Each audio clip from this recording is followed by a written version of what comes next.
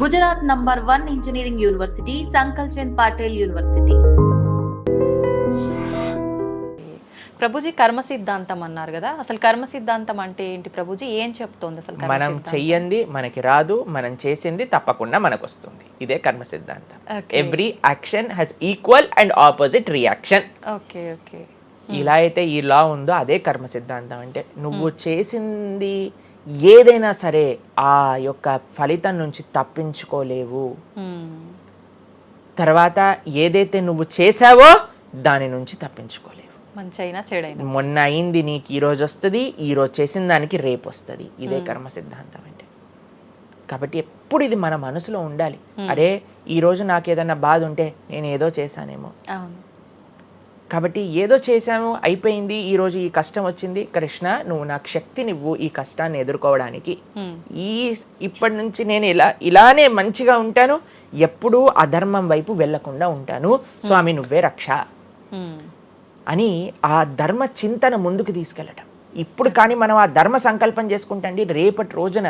మరి చాలా మంది అంటే రేపు ఎవరు చూసారో లేదో, అయ్యా రేపు ఎవరు చూసారో లేదో అని కానీ మీ పిల్లవాడు చెప్పి నేను ఇప్పుడు కష్టపడను, రేపు నాకు ర్యాంక్ వచ్చాక నాకు ప్లేస్మెంట్ వస్తుందో లేదో నాకేం గ్యారంటీ ఉంది కాబట్టి నేను చదవను అన్నాడు అనుకోండి, ఏం చెప్తారు మీరు? నాన్న నువ్వు ప్లేస్మెంట్ గురించి బాధపడకు, ఫస్ట్ నీ కర్తవ్యం చదవటం నువ్వు చదువు, దాని తర్వాత నీకు వస్తుంది, నీ జీవితం సెటిల్ అవుతుంది. అంతే కదండి. మనం కూడా లేదు రేపు ప్రొద్దున ఎవరు చూసారు స్వర్గాన్ని నరకాన్ని కాబట్టి నేను ఇప్పుడు ధర్మాచరణ చెయ్యను అని అంటే మీ పిల్లవాళ్ళు కూడా ఎక్కడైతే చదవను అని అంటారో అలానే మనం కూడా తయారవుతాం. చాలా మంది అండి పెద్దవాళ్ళు పిల్లలకి మాత్రం మంచి నీతులు చెప్తారు, కానీ వాళ్ళ దగ్గరకు వచ్చేసరికి వాళ్ళు ఆచరించడానికి రెడీగా ఉంటారు అనమాట.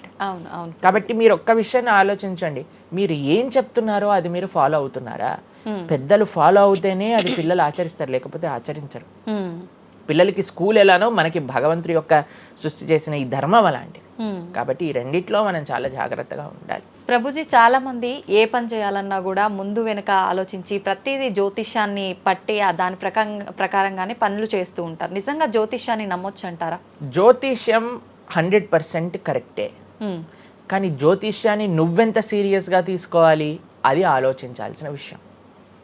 జ్యోతిష్య శాస్త్రం అది, శాస్త్రం ఎప్పుడూ కూడా కరెక్టే, కానీ మనకి ఎంత అవసరం అది. ప్రతిరోజు ప్రొద్దున లేవంగానే రాశి ఫలాలు ఏమైపోయాయి అని కొంతమంది చదువుతూ ఉంటారు. ప్రతి చిన్న విషయానికి ఈ రోజు ఏమైంది, ఈ రోజు ఎలా ఉంది, ఆ రోజు ఎలా ఉంది, సండే పేపర్లో వచ్చింది, ఇంకా ఈ వారం ఎలా ఉండబోతుంది, ఇవన్నీ నీకు అవసరం లేదయ్యా. నువ్వు ధర్మాచరణ చెయ్యి, భగవంతుడి పట్ల నమ్మకం పెట్టుకో, ఆయన చూసుకుంటాడు. భక్తులు ఎవరు కూడా అలాంటి విషయాలని సీరియస్గా తీసుకోరండి. ఎందుకంటే బృందావనంలో ఒక భక్తులు ఉన్నారనమాట. ఆయన అంటారు, మొత్తం అన్ని గ్రహాలు నీకు అనుకూలంగా ఉండి నువ్వు కృష్ణ భక్తుడివి కానీ అవ్వకపోతే అన్ని గ్రహాలు అనుకూలంగా ఉండి నీకేం లాభం. తర్వాత అంటాడు, అన్ని గ్రహాలు ప్రతికూలంగా ఉండి కానీ నువ్వు కృష్ణ భక్తుడు అయితే ఏవి నిన్ను ఏం చేయలేవు. ఎందుకంటే భగవంతుడు అలాంటి రక్షణ ఇస్తాడనమాట. మనకి భగవంతుడి దగ్గర ఆ శక్తి ఉన్నది. కాబట్టి మనము దేన్ని ఎంత సీరియస్గా తీసుకోవాలి? మనకి కావాల్సినది ఆధ్యాత్మికత, భక్తి. భగవంతుడి గురించి విన్నామా, భాగవత రామాయణాదులు శ్రవణం చేశామా, స్వామికి ఆరాధన చేసుకున్నామా, ఆలయానికి వెళ్ళామా, గోసేవ చేశామా, ధార్మికంగా ఉన్నామా, ఎవరికి ఏం చెడు చేయలేదా, మంచి అందరి గురించి కూడా మంచి ఆలోచిస్తున్నామా, ఒకళ్ళతో మంచిగా మాట్లాడుతున్నామా, ఎవరికి చెడు చేయట్లేదా, ఇంతవరకు నీ ఆలోచన ఉంటే సరిపోతుందండి. ఈ ధర్మ చింతన మనకు కావాలి. అంతేకాని ఏమవుతుంది, నా రాసి ఏంటి, ఇదేంటి, ఇప్పుడు అంత పిచ్చి జనాలకి ఎలా పెరిగిపోయిందంటే ఒకళ్ళు అంటారు ఈ ఉంగరం పెట్టుకోమంటారు, ఒకళ్ళు అంటారు ఇలా నీ పేరు రాయి అంటారు, ఒకళ్ళు అంటారు నీ పేరులో ఏ ఏ ఏ ఏ ఎక్స్ట్రా రాయమంటారు. ఇవన్నీ ఏంటి మారిపోయాయి? ఇవన్నీ మార్చుకొని నీ ఆచరణ కానీ మారకపోతే, నీ థింకింగ్ కానీ మారకపోతే, నీ ధర్మం పట్ల ఉండే అనిరుక్తి కానీ పెరగకపోతే ఇవన్నీ చేసి ఏం లాభం? కాబట్టి మనం ఎసెన్స్ ఆఫ్ ధర్మ భగవంతుడి ఆరాధన.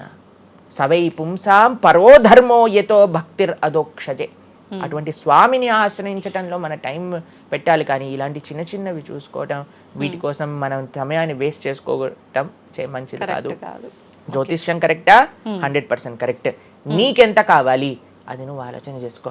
పెళ్లి చేసుకోవాలి, గృహ ప్రవేశం చేసుకోవాలి, ఏదైనా పెద్ద ఉంటే అప్పుడు మీరు చూడాలి ముహూర్తం, వివాహం చేసుకోవటం కానీ లేదా ఏమంటాం మన గృహ ప్రవేశాది పెద్ద పెద్ద కార్యములకి చూసుకొస్తే ప్రతిరోజు ప్రతి క్షణం ప్రతి వారం ప్రతి నెల చాలా మందికి పొద్దున్నే చూడండి అసలు రోజు గడవదు. ఇలాంటి పిచ్చి పనులు ఆపాలి. ఫస్ట్ ప్రొద్దున పూట లేచి భగవంతుడి దగ్గరికి వెళ్ళి భగవంతుడికి నమస్కారం చేసి జపం చేసుకొని ధ్యానం చేసుకొని ఆలయానికి వెళ్ళి దర్శనం చేసుకొని భగవత్ చింతనలో ఉండండి. రోజులో ఏ కష్టం వస్తుందో దాన్ని ఎలా ఎదుర్కోగల ఆ శక్తిని వస్తుంది. అంతేగాని ఏమున్నాయి రాశి ఫలాలు చదవటం వల్ల ఏం అవ్వదండి. కాబట్టి సొల్యూషన్ పైన కాన్సన్ట్రేట్ చేయండి, ప్రాబ్లం కోసం విశ్లేషణ చేయకూడదు.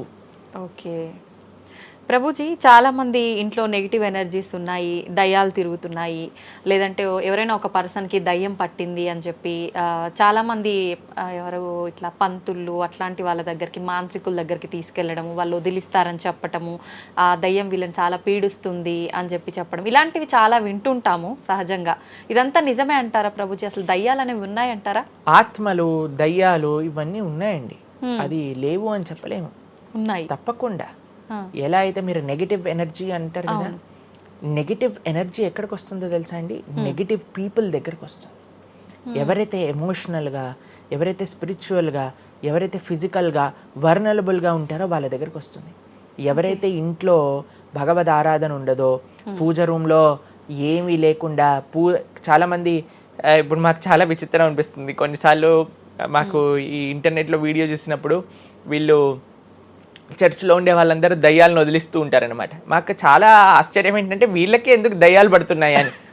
కాబట్టి ఎందుకు దయ్యాలు ఎవరైతే పర్సనాలిటీస్లోకి వెళ్తాయో తెలుసండి? ఎవరైతే క్లీన్లీనెస్ మెయింటైన్ చేయరో, ఓకే, ఎవరైతే సమయానికి స్నానం చేయటం కానీ, సమయానికి శుచిగా శుభ్రంగా ఇల్లు శుభ్రంగా ఉంచుకోవటం కానీ, దేవాలయంలో భగవంతుడి యొక్క మూర్తులకి చక్కగా ఆరాధన చేసి ధూపం దీపం నైవేద్యం తోరణం ఉత్సవాలు పండగలు యజ్ఞాది యాగాదులు ఇవన్నీ ఉన్న చోట ఎప్పటికీ నెగిటివ్ ఎనర్జీ అనేది ప్రవేశించలేదు. ఓకే. కానీ ఎక్కడైతే జనాలు డిమ్గా డల్గా ఎటువంటి వైబ్రెన్స్ లేకుండా ఎప్పుడు ఎమోషనల్ వర్నలబుల్గా బాధల్లో ఉంటూ ఆధ్యాత్మికంగా లేకుండా ఇల్లంతా గందరగోళంగా చెత్త చెదారంతో ఎప్పుడైనా సరే ఫ్రెష్ ఫుడ్ కాకుండా స్టేల్ ఫుడ్, బయట సోర్స్ తెలియని ఫుడ్ వాటిని తినటం వల్ల అలాంటి మెంటాలిటీస్, అలాంటి నెగిటివ్ ఎనర్జీ ఈజీగా ఇటువంటి నెగిటివ్ ఎన్వైరన్మెంట్లోకి వచ్చేస్తుంది అనమాట. ఓకే. కానీ ఎప్పుడైతే మనం వైబ్రెంట్గా భగవన్నామ చక్కగా బొట్టు పెట్టుకొని చక్కగా మంచిగా సాంప్రదాయంగా రెడీ అయ్యి చీర సాంప్రదాయం మన సాంప్రదాయం మన చీర అండి. భారతీయత మగవాళ్ళైతే ధోతి కుర్తా ఇంతకుముందు ఉండేది, శిఖ ఎంత చక్కగా బొట్టు పెట్టుకొని చక్కగా అలంకరణ చేసుకొని ఇంట్లోకి వెళ్ళంగానే అసలు ఆ ధూపం యొక్క సువాసన వచ్చి చక్కగా పసుపచ్చతో మన గడప నుంచి స్టార్ట్ చేస్తే పైన తోరణం కింద ముగ్గులు. అసలు ఒక సనాతన సాంప్రదాయం ఒక హిందూ యొక్క ఇంటికి వెళ్తే ఏ దయ్యం అలాంటి ఇంట్లోకి వెళ్ళగలుగుతుంది చెప్పండి? మన సినిమాలలో మీరు చూసి ఉంటారు, దయ్యాలు ఎక్కడుంటాయి? పాతబడ్డ బంగ్లాలలో, ఎక్కడో క్లోజ్ చేసిన గెస్ట్ హౌస్లలో ఉంటాయి, అంతేనా? నిజం ప్రభుజీ. ఏదైనా దేవాలయంలో దయ్యం ఉండటం మీరు చూసారా ఎక్కడైనా? ఎందుకు ఉండదు? ఎందుకంటే అక్కడ భగవద్ ఆరాధన జరుగుతుంది కాబట్టి.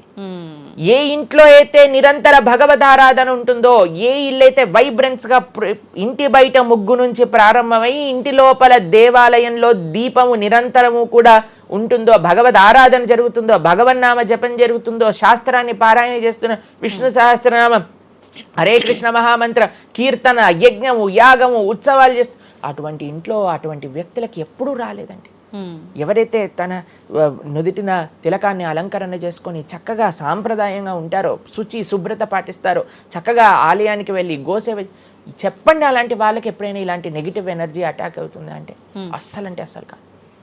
ఎవరైతే గ్లూమీగా డిప్రెస్డ్గా ఏం లేకుండా ఏ వస్త్రాలు పడితే ఆ వస్త్రాలు వేసుకోవటం, దేవుడు కొంతమంది ఆలయంలోకి వెళ్ళామనుకోండి, ఇంట్లో పూజ రూమ్లోకి వెళ్ళామనుకోండి, పండగ నుంచి పండగ మాత్రమే దీపం పెడతారు, లేదా అస్సలు ఆ పూలు అలానే ఉంటాయి 15-20 రోజుల వరకు.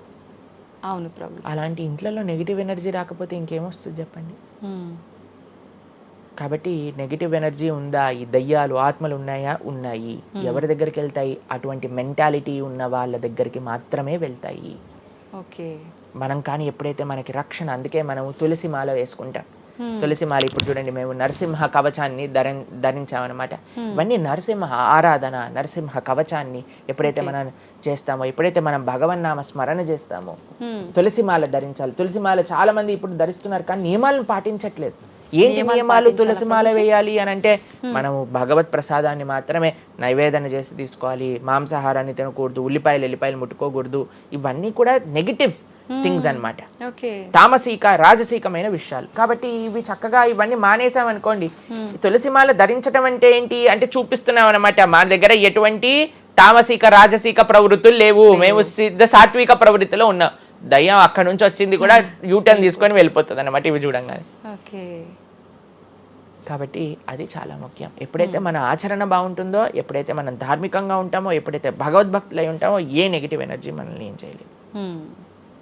ఓకే, మొత్తానికి ఉన్నాయి దయ్యాలు, ఉన్నాయి, జాగ్రత్త. మనం మంచిగా భక్తి పరంగా ఉండండి, ధార్మికంగా ఉండండి, చక్కగా ధర్మాచరణ చేయండి, మీకేం భయం లేదు.